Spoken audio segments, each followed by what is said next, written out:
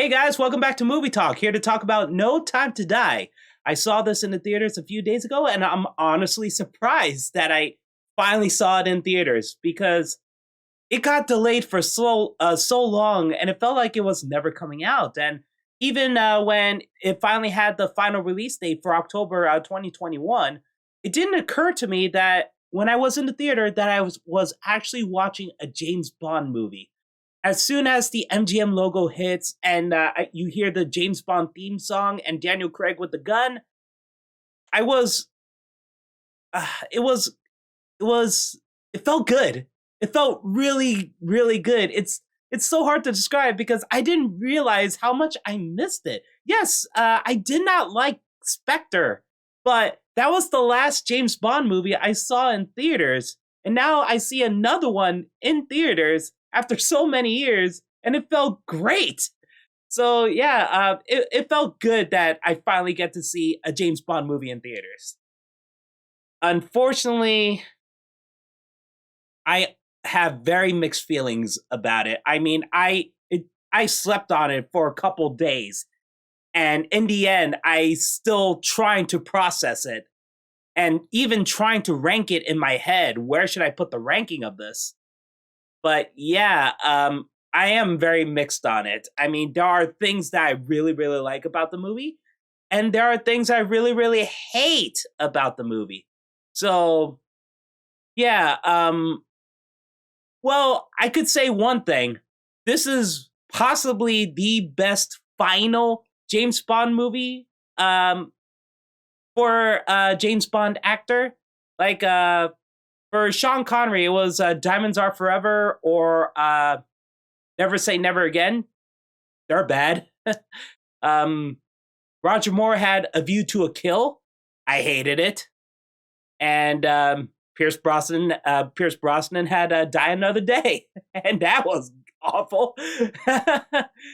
And I cannot count George Lazenby because he only did one movie, and that is honestly a pretty good movie by the end. I had issues with the editing, but honestly, it was a pretty solid movie, and he was a very solid James Bond. So yeah, George Lazenby is out of it, and I'm not sure if I should include Timothy Dalton because yes, he did do two movies, and his last movie is License to Kill, but it's a very good movie.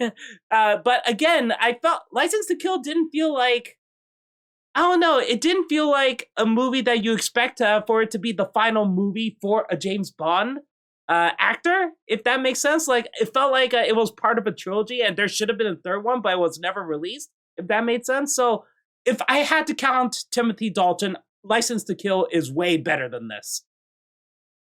Um, But yeah, in terms of ranking out of the Daniel Craig movies, Skyfall is still my number one, followed by Casino Royale. And Casino Royale is much better. When I rewatched it again, it aged pretty well. It was much better than I remembered, and I really liked it. But I still like Skyfall more. So Skyfall and Casino Royale, and I guess I have to put No Time to Die in the middle. And followed by Quantum of Solace and Spectre. But the thing is that there are things about this movie that made me hate it as much as Spectre. So I kind of wanted to rank it lower than even Quantum of Solace. But thank God I rewatched Quantum of Solace because the last time I saw it many, many, many years ago, I thought I remembered liking it. But after rewatching it again, it's honestly got aged very badly. I mean, even the action scenes, a lot of it got worse. And the story and the villain and stuff like that. The only good thing is Olga Korlienko, but yeah, it's so hard for me to recommend it. It was honestly hard for me to see it again. So yeah, but right as of now, I would say No Time to Die is exactly in the middle. I'm pretty sure that I'm gonna get dislikes from all the James Bond fans because um, yeah. But I expect to anyway. I mean, I'm giving you my honest opinion. I'm not trying to hate movies just to hate them. I don't want that. I want to enjoy movies because I like watching them, and I want to see the good and the bad, how to improve it, how to improve it, and how to learn from it and stuff. And I always praise all the technical aspects of the movie. I always praise like the acting, the music, and everything. I want to dive into it. But if I see something that's bad, I have to point it out. And maybe you guys would say it's just nitpicks. It doesn't mean anything. I get that. But for me, if there's a whole bunch of nitpicks, then that's also bad for a movie, you know? So for me, a lot of the problems are nothing technical. Like the visually, it's stunning. The action sequences are great. The acting, I thought for the most part, is excellent. And the music is pretty good. I mean, even the Billie Eilish, I don't know how to pronounce it. I'm sorry. Her song was good. Her song was good. I will admit, though, it kind of reminded me at first of Sam Smith's song for Spectre. But I guess it's because of the background music. It kind of reminds me of the Sam Smith song. But honestly, I do like her song way better than the Spectre song. So at least there's that. I thought she did a good job. So yeah, all the technical stuff I thought was good. It's just the writing that I have a humongous problem with. And it involves three writers, one is the director, I forgot the other guy, and Phoebe Waller-Bridge. I'm not really familiar with her. I keep hearing about her. I don't know if she's controversial or anything, or people are just hating her because she's a woman. I'm not sure about the deal with her. I don't watch her. I don't think I watch her shows. The only thing I remember her in was in Solo. I think she was the robot in Solo, the one that was with Donald Glover, and I liked her in it. I really do. I thought she was really sassy, and I liked her. So okay. Unless I'm mistaking her character, but I'm pretty sure that was her in Solo. So, but the thing is that I don't know who to blame in here for the writing, so I'll just blame all three equally. We'll see when the interviews come out, who blames who, blah, blah, blah. But for now, I just blame all three equally because I don't know who to really blame for the writing and for the ideas in here. Okay, so I'll just discuss a few things before I go into spoilers. I would say that Ana de Armas is my most favorite part in this movie. She is basically a cameo in this. She has a very short scene. It only takes place in Cuba, but everything she did in it was amazing to me. I mean, she was so good in here. I love that she's a rookie CIA agent, and she's helping Bond, and she's not a romantic interest, even though he was kind of flirting with her at one point, but she doesn't care. She just wants to get on with the mission. She's very nervous, so she keeps downing drinks and stuff, but she's still a badass. She wears a hot dress, and she looks incredibly beautiful, and she kicks so much ass. She kills a lot of dudes. So yeah, she was freaking great. She's basically like the Quicksilver from X-Men Days of Future Past, if that makes sense. Like, he was the biggest highlight in that movie, but of course, they don't show him anymore. Same thing here. Like, she was great, and then she's gone. And it's a shame, because I honestly wanted her to be more involved, but I understood why they did it that way, because honestly, besides the Cuba thing, she really wasn't really needed for the rest of the movie. So I am glad that she is not a damsel in distress. She is an agent. She held her own. She doesn't require help. She helps James Bond. And both of them worked well with each other. And it's great because they were both good together in Knives Out. So Ana de Armas was solid in this. The rest of the people, including Daniel Craig, yeah, the acting was pretty good. I'm going to get to the new 007, Lashana Lynch's character, but the thing is that my problems with her is with the writing. It's not with the actress. The actress did a very good job, and I like the ideas of the new 007. I like that it's a dick measuring contest between her and James Bond the entire time, and I really dug that. That was good. Even though she's a bit of a hothead, she is competent. She is able to do her job. It's just that James Bond screws it up for her because he's a little jealous. And I'm okay with that. That is fine. But the third act with her just made me question what the hell the writers were thinking. And I remember when the trailers came out, and even some of the reports about the new 007 as being a woman and a woman of color, and people are saying, oh, it's too woke, it's too woke. And honestly, I don't think this movie is woke enough to be talked about. Seriously, it's like the bare bones of woke. I I don't get it. And here's the thing: I'm okay with woke movies. Honestly, just do a good job with it, or be really into it, even if it's bad. So yeah, but that's the thing. This doesn't really do that. It really doesn't. Uh, the new 007 is just a female agent who does her job. That's it.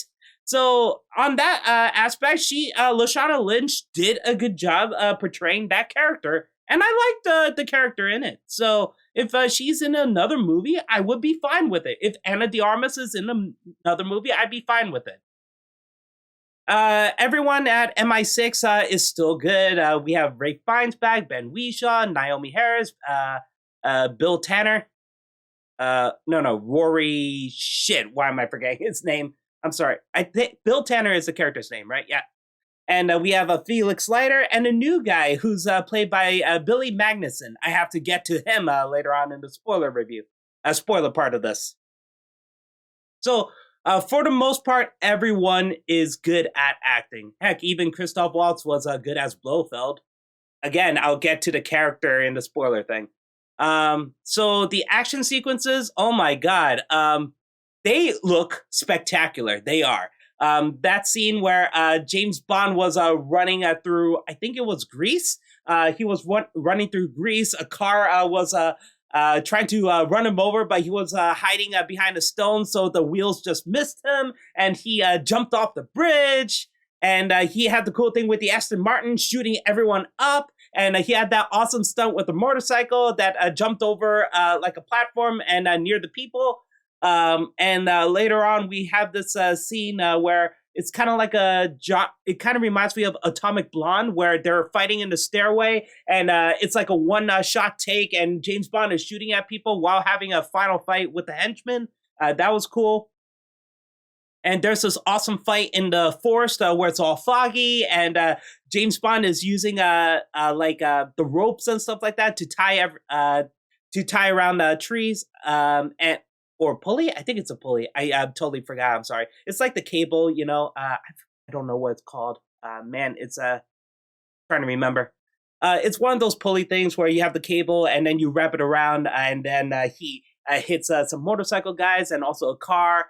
That was pretty cool. And the shots are stunning. And I like the fact that the camera is mostly steady. I mean, the action sequences from the Sam Mendes movies, the Skyfall and Spectre were pretty good. I mean, because you could see everything. And I am so glad that for this, it's directed very well. The action sequences are well done. And also everything in Cuba, I've got to say, I think Cuba is my most favorite part about this whole movie, because it honestly felt like it's part of the James Bond adventure. Like he goes to a tropical island and, and then he takes down the bad guys in spectacular fashion. The Cuba part is my most favorite part because it felt like the most old school part of James Bond. It reminds me so much of even like the Sean Connery movies, like Dr. No, when he goes to Jamaica. It does remind me of that. So that was good. And honestly, this movie did feel like Die Another Day in a way, where Die Another Day references so many James Bond movies, because I believe it was like the 40th anniversary. I believe someone in the chat wrote something to me that time. Like it was the 40th anniversary or something like that. So they just shoved in every single James Bond movie reference and stuff like that. Same year too, it seems like, but it's much more subtle about it. Like you don't really notice until like it passed and it was in the back of your mind. You're like, oh, that's what it was, like that. And okay, and the final thing before I get into spoilers, I'll say it vaguely. I think the thing that I'm going to be in the minority for this, I'm pretty sure. I think the thing that really ruined this, the Daniel Craig James Bond movies for me, is the fact that it has to be all connected. Like the continuity of it kind of ruined the Daniel Craig movies for me. And I know a lot of people really like that. Like they like that all the movies are connected. But for me, it just, because they're have to be connected, it just gave me more problems with it. Like again, I have to explain more into spoilers, but the fact that Casino Royale leads into Quantum of Solace, it feels like part one and part two. Like Vesper Lind is dead in part one, and James wants revenge and wants to figure out why Vesper Lind betrays him. But at that point, at the end of Quantum of Solace, it felt like that part is over. Like that's it. That's just one part. Then we get to Skyfall, which honestly, I'm pretty sure had nothing to do with Casino Royale or Quantum of Solace. Like it's its own adventure. It's its own story, its own arc, and that's what made it refreshing for me. And that's what I really liked about the Skyfall.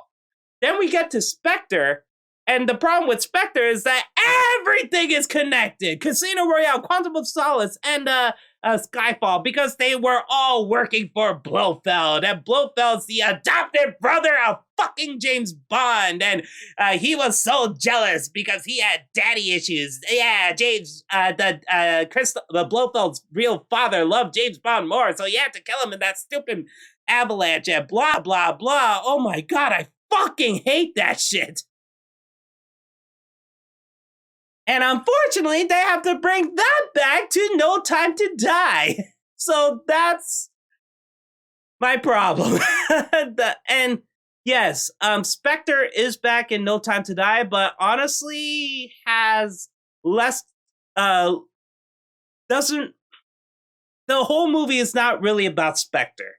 They're in it, but that's not what it's really about. And the final thing before I get into spoilers is the villain. Rami Malek. I like him. I like the actor.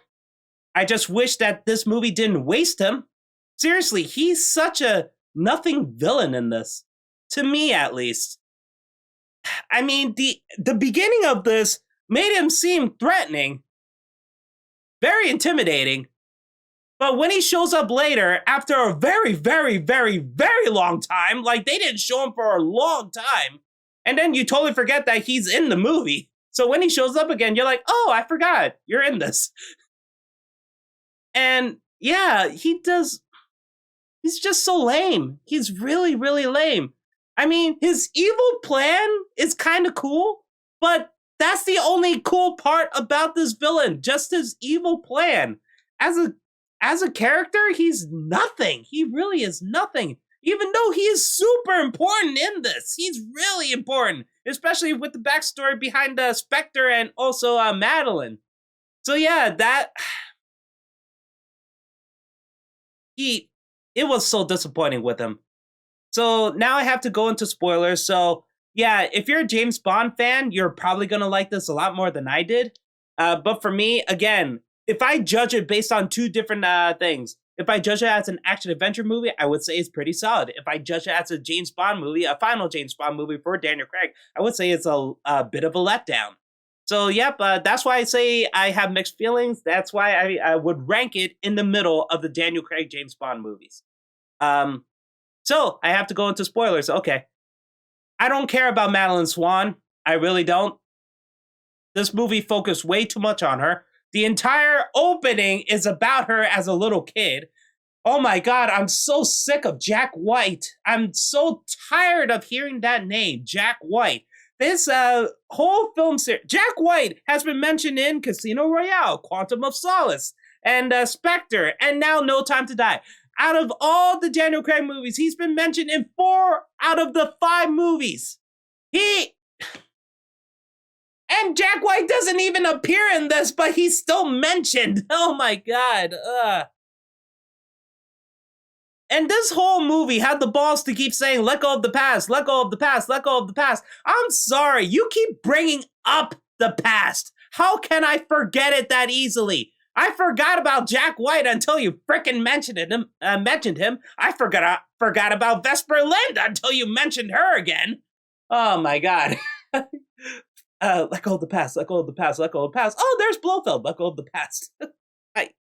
Oh my god. And also, thank you for telling me that when you keep shoehorning in references to other James Bond movies too. Let go of the past. Oh man. What are you trying to do? Do the Star Wars Last Jedi by fail at it? I mean, at least Kylo Ren's trying to let go of the past. And then J.J. Abrams screwed that up with Rise of Skywalker. Oh my God. I gotta mention Rise of Skywalker in the James Bond movie. Anyway, so yeah, the whole beginning, it's weird because it's kind of cool to see Rami Malek's character being intimidating, but at the same time, because I don't care about Madeline Swan, and this opening felt like it took like 30 minutes. I'm pretty sure it's a lot less than that, but it felt like 30 minutes. Like him chasing her down and she shoots him down, but it turns out she should have double tapped. Seriously, shoot him in the head. She had the opportunity to shoot him in the head. Seriously, did she even check for his pulse? I don't believe so.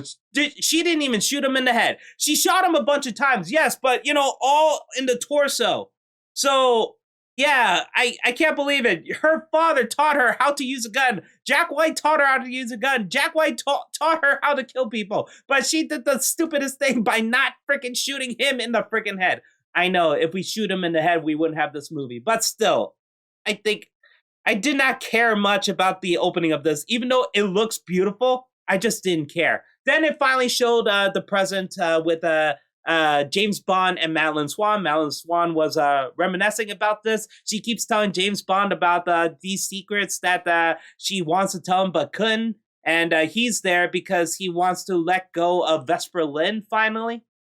And then we get our first action sequence. And for the most part, it was pretty cool. Until it keeps involving Madeline Swan again. And James Bond is frustrated with her. She's angry. He really believes that she betrayed him and all that stuff. And he still believed that she betrayed him. He couldn't think, oh, Blofeld set this up. Blofeld was framing her or something like that. No, he immediately thinks, oh yeah, she's betraying me. And honestly, I don't really know how much time has passed between Spectre and the events of this.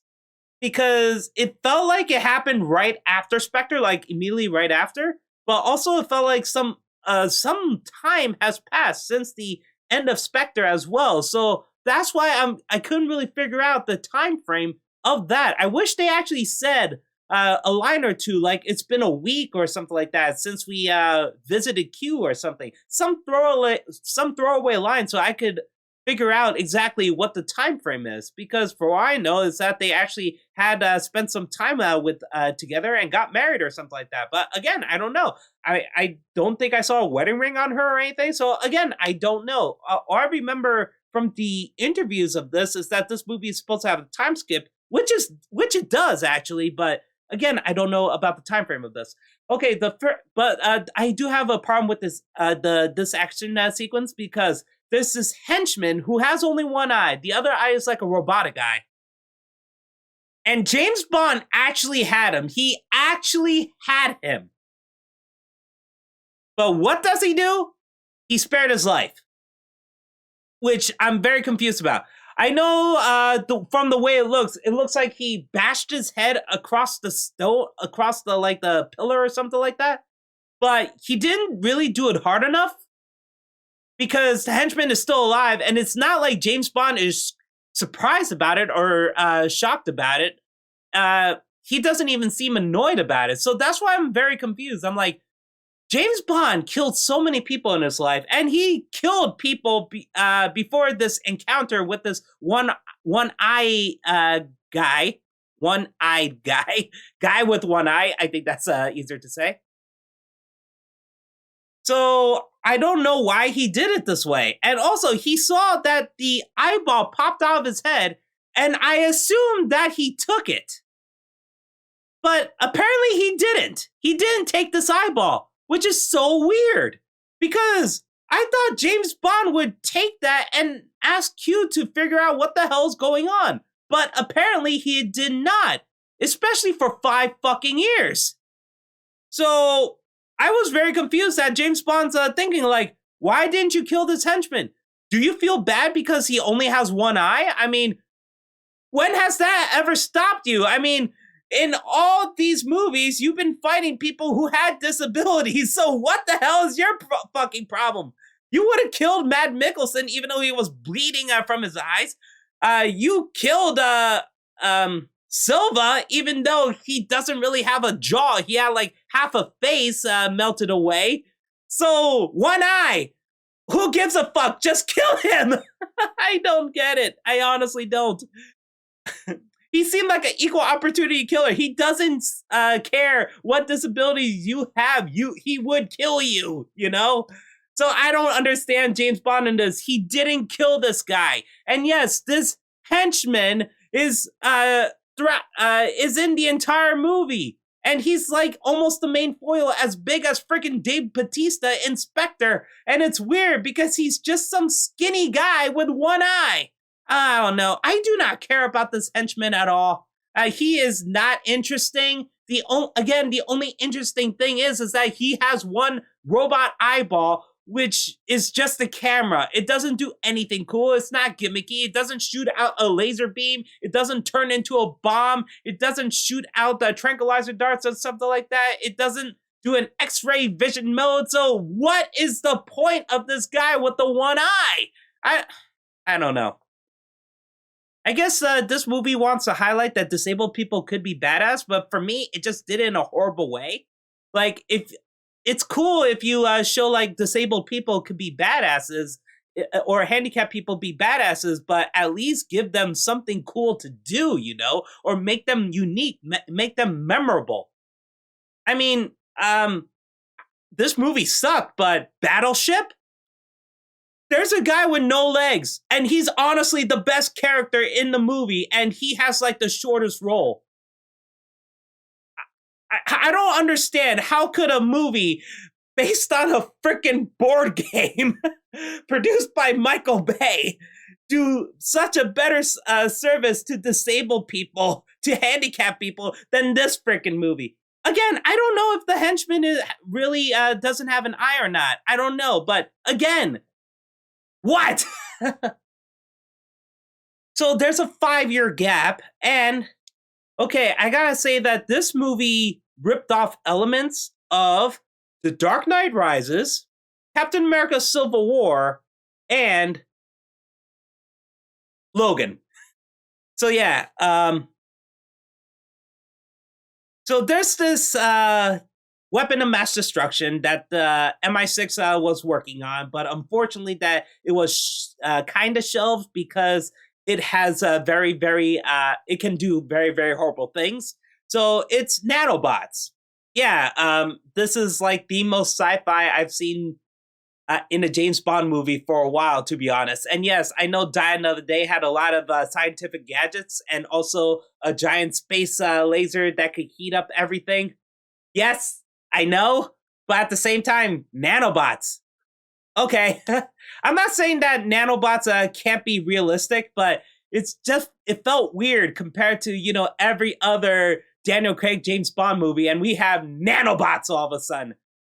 But again, anyway, so these nanobots, if you give them the DNA to target, it will attack whoever has that DNA. So if it attacks an agent who has that DNA and that agent dies, and the family members manage to touch him, they also die as well, because especially if they're related by blood, and they would die as well. So unfortunately, this weapon of mass destruction is stolen by the same henchman, and this took place 5 years later after James Bond told Madeline to get on a train and they'll never see each other again for 5 years. What's up with movies with the 5-year thing? I mean, this one did it. Avengers Endgame did it. What's up with the 5 years thing?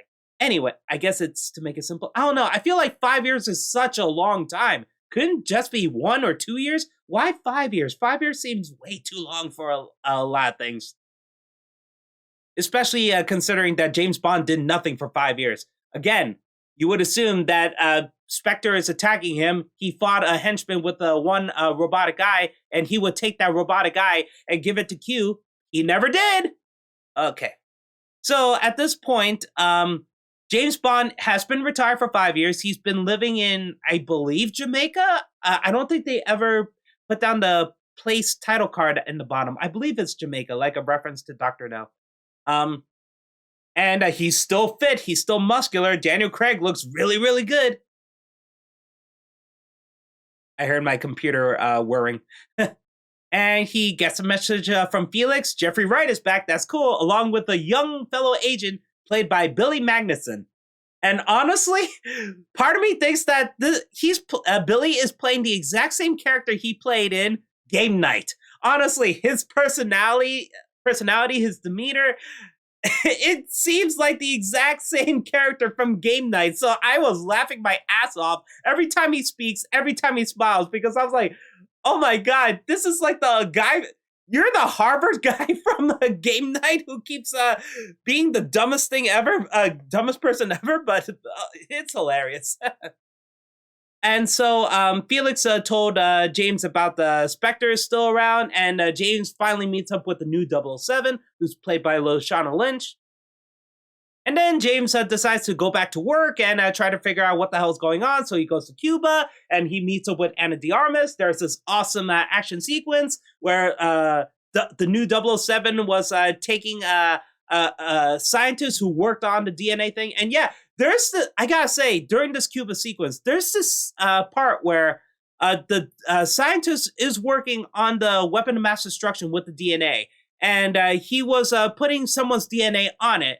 But then he switched it with the DNA of the Spectre agents. So at this point, James Bond is in the middle of the room, surrounded by Spectre agents. They all know that he's there. Blofeld is looking through the robotic eye, and then you see the gas coming down, and Blofeld's like, goodbye, James. And then all of a sudden, all the Spectre agents are melting. Like you see blisters popping out of their faces, and they're slowly melting. And it was a very shocking scene because Spectre was finally really, really known in Spectre. Like Spectre is finally announced in Spectre. And then the next movie, I think a third of the way through, Spectre is pretty much dead. Like all the Spectre agents in there are dead. So that shocked me. And then it's followed by the awesome action sequences where 007, the new 007 is taking away the scientists, and Ana de Armas and James Bond are killing all the bad guys. And they also took the scientists back from the new 007. And then James Bond and Ana de Armas had to part ways. He goes to Felix, and then it turns out that Billy Magnuson is a traitor. He's a double agent. So he shoots Felix, and Felix dies. Oh my God. Did he have to die? Did he have to die in this movie? And did he have to die there? I feel like Jeffrey Wright just wants to die recently. Oh man. I mean, Jeffrey Wright was in The Last of Us Part 2, and I was shocked that he was in it because his character was barely in the game. And that's just it. So same thing here. I was like, oh, Jeffrey Wright, you're Felix, you're back and you're dead. Great. I was sad when he is actually dead, but at the same time, I was like, did he really have to die? Again, I'm not sure if it actually happened in the novels, but at least in the movies, Felix didn't die. So I'm surprised that he actually died in this. So, and Billy Magnuson had this stupid ass grin across his face. Again, he cracked me up, but at the same time, I wanted him dead. So yeah, after that, James Bond is working with MI6 again. He meets up with Q and Moneypenny and everybody. And then after that, he realized that Madeline Swan is still there, and she's the therapist for Blofeld. And she is... she finally is meeting she's meeting Safin? Yeah, Saffron. I think that's the villain's name. See, that's how bland he is. I don't care. She's meeting up with Saffron after so many years because Saffron actually saved her life in the beginning of the movie, and he came back and he gave her a proposition by spraying some of that DNA nanobots, so that and it had the blood of the DNA of Blofeld. So when she touches him, he'll die. So that's the plan. But James Bond was there. He accidentally touched her wrist where the DNA, the nanobot thing was, and he was angry at Blofeld because Blofeld told him the truth that he framed Madeline. He set it all up, and he wanted James Bond to suffer all these years, and James Bond was choking him at one point. But because he choked him and he had the nanobot thing, that killed Blofeld. So Blofeld is finally dead. What a waste. I'm honestly surprised that Blofeld is... Part of me wishes that Blofeld is not in this at all. Actually, part of me hopes that Spectre wasn't really in this. Or that Rami Malek's character is actually part of Spectre. He's supposed to be... Blofeld is incapacitated. He's held in prison. So the new guy who's behind Spectre is Rami Malek. I would have been fine with that. I would have been fine. But no. They did the Captain America Civil War thing. Rami Malek as Saffron, he is basically Baron Zemo from Captain America Civil War. Because Spectre killed his family, and he wants revenge. Does that sound familiar? And just like in Captain America Civil War, he took down a lot of... in Captain America Civil War, he was tracking down Hydra agents and killing them. Same thing here. He killed Spectre pretty much on his own. He even killed Blofeld because of James Bond. So, yeah. He did all that. So then James Bond meets up with Madeline. They were in the house from the beginning of the movie. And it turned out that she has a daughter. And she kept telling James Bond that it isn't his, it isn't his, it isn't his. But it turned out it really is his. And I have a bunch of questions for James Bond right here. So, here's the thing. At least this answers it. Does James Bond wear a condom every time he has sex? No. No, he does not. Because if he actually did, I'm pretty sure he would be like Ross from Friends. I'm pretty sure that he would be like, no, I had a condom. And Lea Seydoux, Madeline Swan would be like, oh no, honey, those are like 97% effective. And then James Bond would be like, what? No, it doesn't. Looks at the box. They should put in big black letters. That's because if James Bond actually wore a condom, I'm pretty sure that he would say it like that. But no, obviously he doesn't. So that begs the question, especially for Daniel Craig's James Bond. Okay, so he had sex with Vesper Lynd, who did die. He had sex with Monica Bellucci's character, and I believe she's still alive. He did have sex with Strawberry Fields, but she died. He had sex with Bernice Marlowe from Skyfall, but she died. Huh. He didn't have sex with Olga Kurylenko, but he did have sex with someone else in Casino Royale, right? Didn't he? I'm trying to remember because I know he slept with another woman, but I totally forgot who it is. And obviously with obviously he slept with Madison. So yeah, but the thing is that if all the other movies are canon, but I'm pretty sure they're not, that the Daniel Craig movies are their own universe anyway. But yeah, if Daniel Craig never wore a condom, he at least got a few women pregnant, and he should. Doesn't that surprise him? Like, doesn't he? I mean, does James Bond think he's like sterile or something like that? So he's shocked that he actually can produce a kid or something like that. Was that in the novels? Like he's sterile, he can't breed children or something like that, or he can. He's just very ignorant about it. I don't know. I mean, every time he has sex with a woman, isn't there a possibility that she would be pregnant? Especially if from Sean Connery all the way to Pierce Brosnan, if they're supposed to be the same 007, the same James Bond, and they had sex with every single woman, how many children do you think he would have at this point if he never wore a condom? So that's why I'm curious about how this works. It's like the same thing with Rise of Skywalker, honestly. Like, Palpatine fucked? Who did he fuck? Because he had kids, and those kids had Rey. Oh my god. No, he had a son, and that son had Rey. So that's how it was. So yeah, same thing here. I was like, oh, and also that's the thing. Like, I wish they would have explored a bit more. Like, that's the thing. I mean, James knew he had lots of sex with Madeline, so isn't he? Especially for a 5-year gap, he didn't think to himself, "What if she got pregnant?" He never thought about that, right? I know some people are going to argue, no, he's pissed off at her because he really thought she betrayed him. So obviously he wouldn't think if she got pregnant. Would he care? I don't know. And also the other thing is that, I don't know, it's weird. I guess Madeline knows that James Bond doesn't want to talk to her, so I guess that's why she doesn't want to tell him about the daughter. But the thing is that I'm pretty sure that she would have told other people that it's actually James Bond daughter, you know?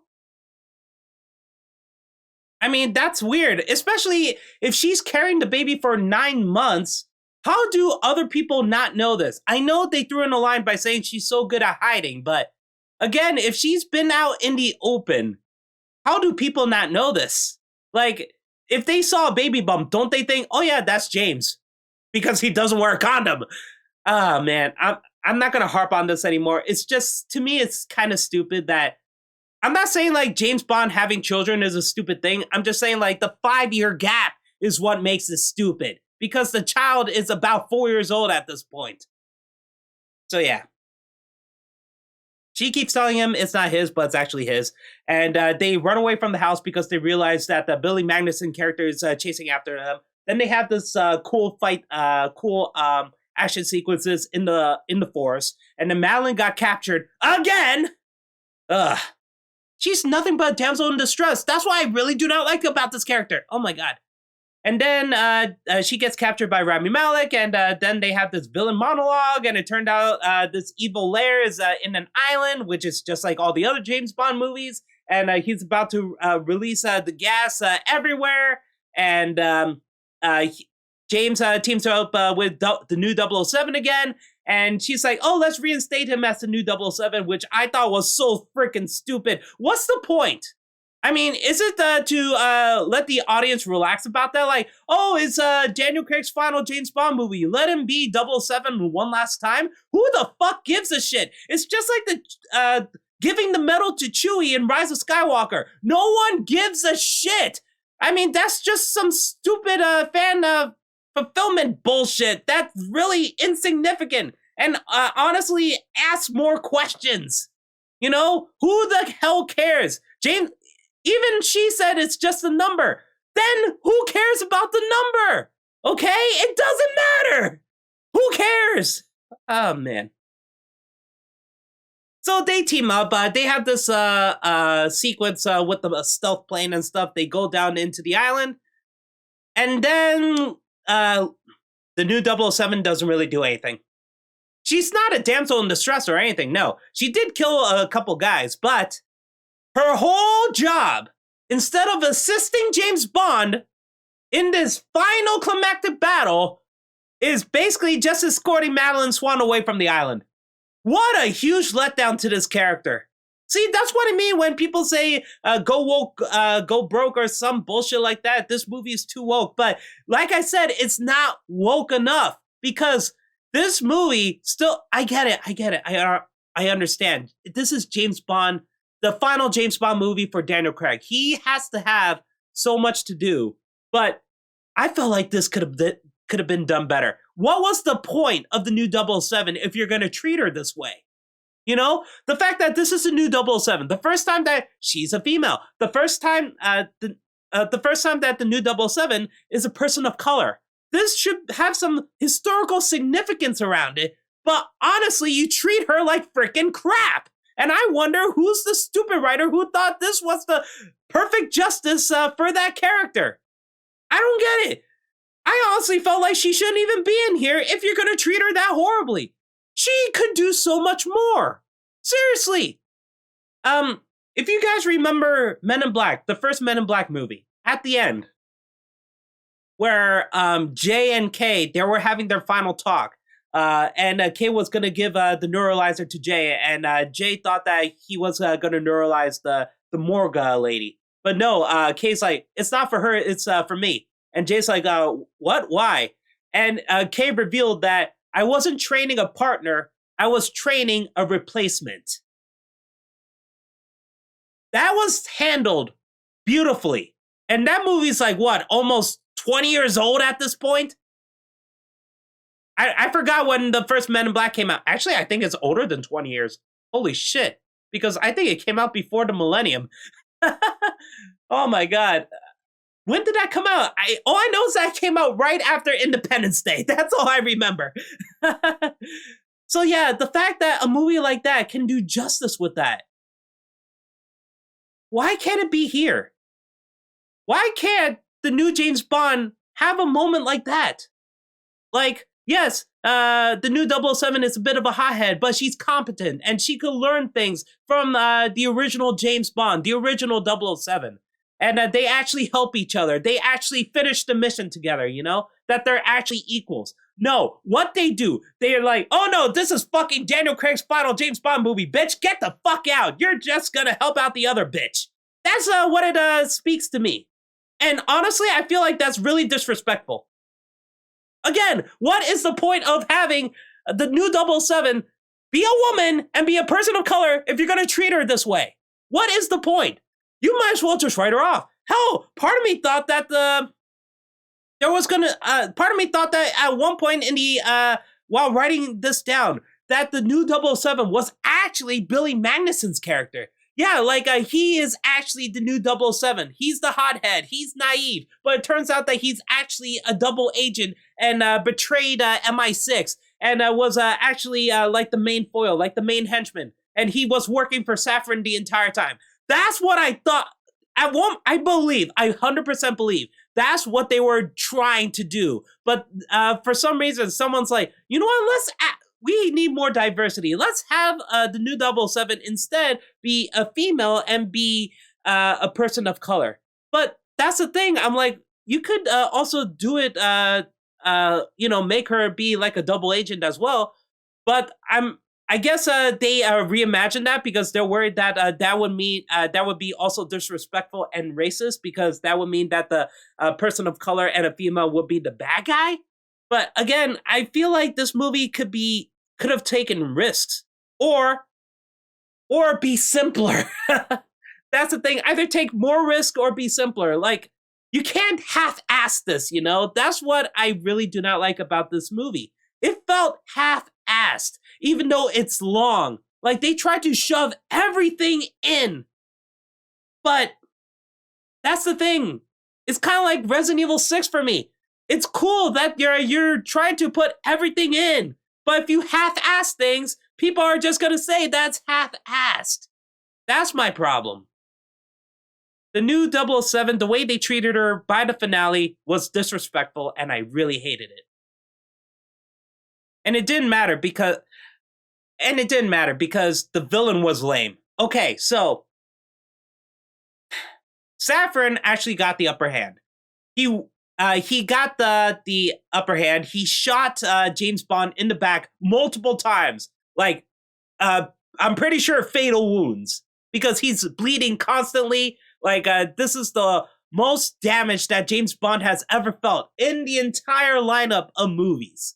Like, this is the most that a villain has done to him. So Saffron beat everyone. He actually really hurt James Bond. James Bond managed to break Rami Malek's arm and shoot him in the face. But before he did that, Rami Malek actually had like a vial of the nanobots and also the Madeline's DNA, so he mixed it and splatter it on James Bond's face. So now James Bond has the nanobots that if he touches Madeline or his daughter, they'll die. I thought this was stupid. Because you have here's the thing. You have Saffron fatally wounding James Bond. But an insult to injury, you decide to smash the freaking nanobot poison shit on James Bond. What's the point? James is gonna die anyway. He's going to die.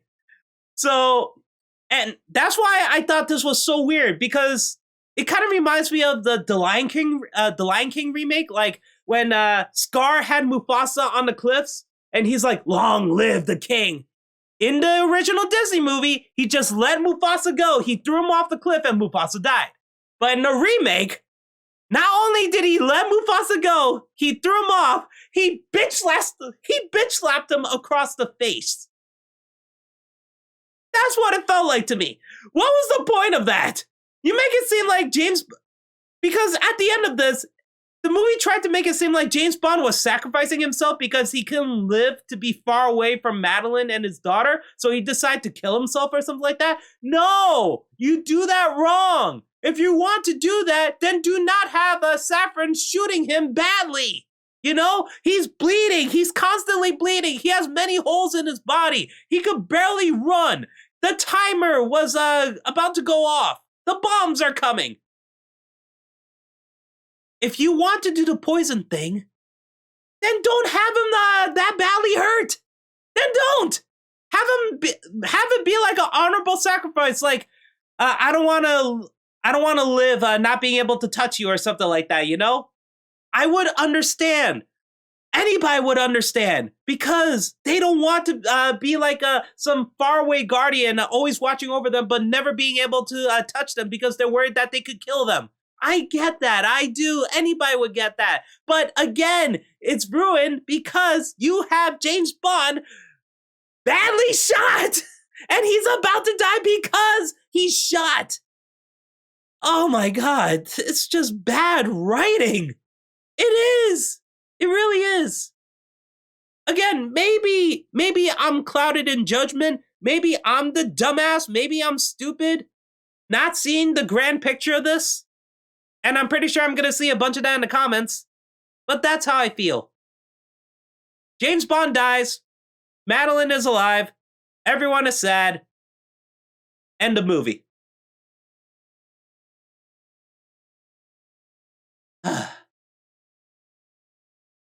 That's the thing. I like some of the ideas. I just really hate the execution. Well, yeah, the scientist I thought was really, really annoying, to be honest. That's why I said most of the acting is good.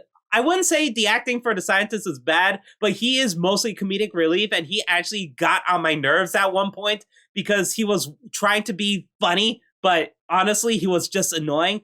Billy Magnuson, again, he cracks me up because I honestly thought it's the same character from Game Night. Otherwise, I'm pretty sure everyone would think that he's annoying as hell. But he did hold his own in that one fight scene in the sub against James Bond. That was a cool fight scene, so I like that. I wish there was more of that, but no, he was in the car and that he's immediately dead. It was a cool death. I like that. Off screen, but it was still a cool death. But again, I wish he was given more. Again, if I want to make this simpler, I probably would have Saffron, like, Blofeld's out of the picture. Have Saffron be the new head of Spectre. Because, again, he took down Spectre, but his organization, I don't think he has an organization. I think it's just him and a few henchmen, and that's it in this giant island. And that's the thing, you don't really understand how he's able to be this powerful. You don't understand how he's able to be this rich. I think they kind of explained it in his backstory, like he's from a rich family or something like that, and that his father had a garden or something like that. But again, he's really not that interesting. He really isn't, because honestly, he felt like he's pretty much a Bruce Wayne with stuff that he got from his family, and he doesn't really do anything interesting with it besides the nanobots. And he was trying to exact his revenge against Spectre all these years. And here's a weird thing, too. How old is Saffron supposed to be?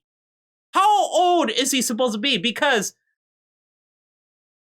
let's say if he's like at least 20 years old in the beginning of this movie. How old is Lisa, those young version of her supposed to be then? Is she like 10 or less? So that's the thing. I mean, how old is Rami Malek supposed to be? Because he's obviously not the same age as Daniel Craig, and his face doesn't make it look like he's as old as Daniel Craig or even older. So that's why I'm a little confused. Like, how old is Rami Malek character supposed to be? And it's kind of weird that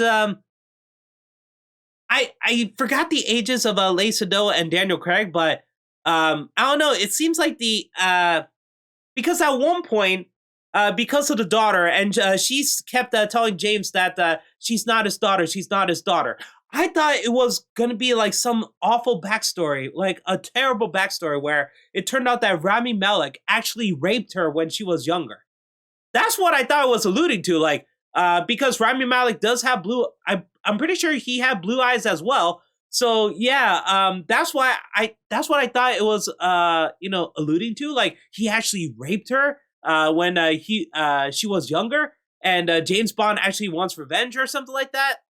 But and but again, uh, obviously because of the therapy meeting, they haven't met for a long time. So obviously, they didn't. She didn't get raped by him. But again, that could have been another interesting idea. But no, the whole she's not your daughter, she's not your daughter, but she's actually is your daughter. She is basically Jenny from Forrest Gump. Not telling Forrest for 5 years, I think. Wasn't he running across the United States for like 5 years? And she had Haley Joel Osment as a kid the entire time? Oh my god. Madison is Jenny in this. Jenny. Oh my god. Anyway, I think that's all I can say about No Time to Die. Again, the things I really like about it are like the James Bond adventure stuff. The action sequences are cool, and the Cuba stuff was excellent. Anna de Armas is great, and Lashana Lynch was good as the new 007 when the movie lets her be the new 007.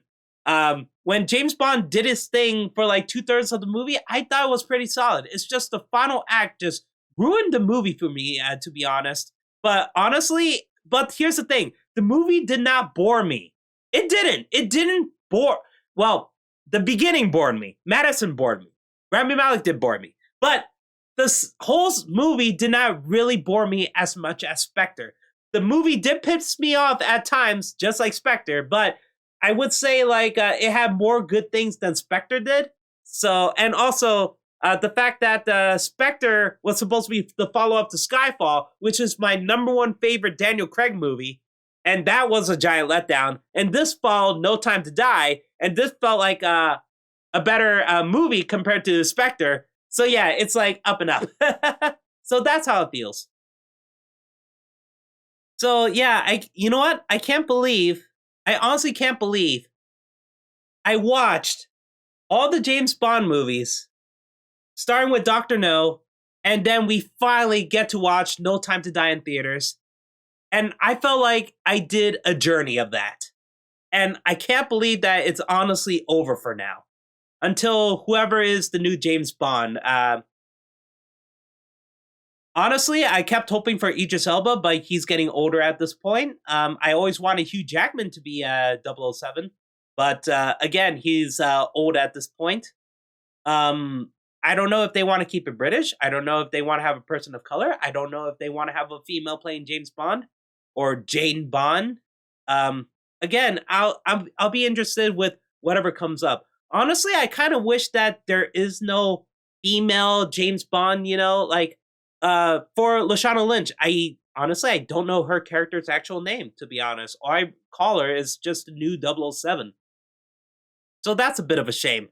But yeah, if they have someone who just gets the number 007 and it's not James Bond or Jane Bond, I would be fine with that. Hell, I wouldn't mind it Anna de Armas ends up being the new 007, but I'm pretty sure that's never going to happen.